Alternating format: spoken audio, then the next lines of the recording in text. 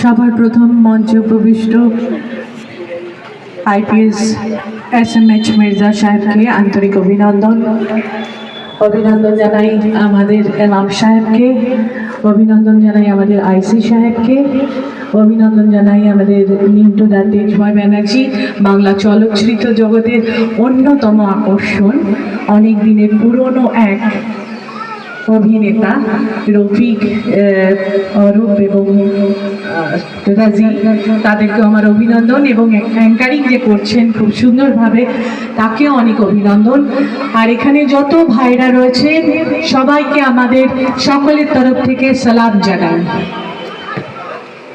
এবং মানুষের জন্য যে সংস্থা, আপনাদের নামটাই খুব সুন্দর, আপনাদের যে মানুষের জন্য, সত্যি এইরকম যদি ভাবনা চিন্তা আমাদের সামাজিক স্তরে, প্রত্যেক মানুষ আমরা সামাজিকভাবে দায়বদ্ধ একে অপরের সাথে, তাতে জাতি ধর্ম নির্বিশেষে যত মুনি ঋষিরা এসছেন, শ্রী রামকৃষ্ণ বলুন আর আমাদের নবী রসুলিল্লাহকে বলুন, তারা একই বাণী একই কথা বলে গেছেন।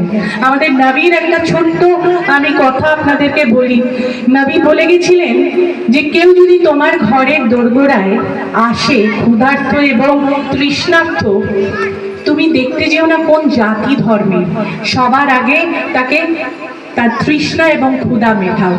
চিন্তা করুন কত যুগ আগে আমাদের নবী সাহেব কত উদার মনের মানুষ হলে এরকম একটি কথা তিনি সমাজের আমাদের যারা আজকের উত্তরসূরি তাদের জন্য রেখে গেছেন যে মানুষের সাথে মিলে থাকুক।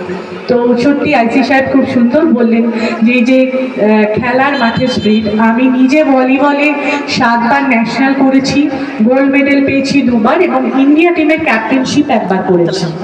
তো সেই জন্য খেলার প্রতি আমার একটা আলাদা আগ্রহ। আর আজকে ইমাম সাহেবকে আবার ধন্যবাদ জানাই যে এরকম একটা সুন্দর অনুষ্ঠানে আমাদেরকে ডাকার জন্য। আইসি সাহেবের বক্তব্য সত্যি মন ছুঁয়ে গেছে যে হার জিতটা খেলার মাঠেই থাকে, এর বাইরে আমরা একে অপরের ভাই। কেন আমরা ঈশ্বর মানি, আল্লাহ মানি, যাকে মানি না কেন, সৃষ্টিকর্তা একজনকেই আমাদের গিয়ে আমাদের হিসাব নিকাশ সমস্ত কিছু দিতে হবে। তাই যেন আমরা এমন কোনো গুনহার কাজ না করি যেটা গিয়ে আমি উপরে জবাব দিতে পারবো না। কেন আমাদেরকে পৃথিবীতে পাঠিয়েছে, আমরা কি খালি হাতে এসছি আর খালি হাতে যাব? আর জন্ম আর মৃত্যু ডিসাইড করার জন্য উপরওয়ালা বসে রয়েছে, সেটা আমরা করব না। আমরা দুটো জিনিস নিয়ে যাব, একটা রেখে যাব আর একটা নিয়ে যাব। যেটা রেখে যাব আমার এহসাস, আমি কি করে গেলাম, আমার ভালো ব্যবহার, এখলাক এটা।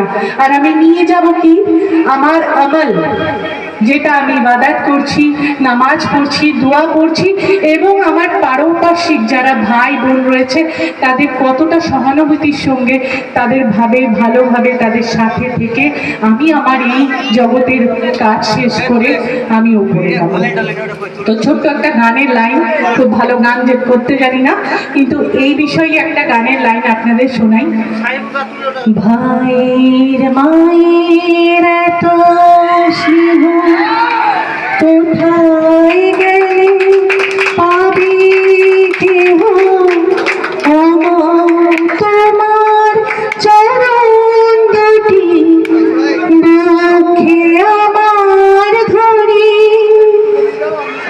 আমার এই দেশেতে জন্ম যেন এই দেশেতে মরি।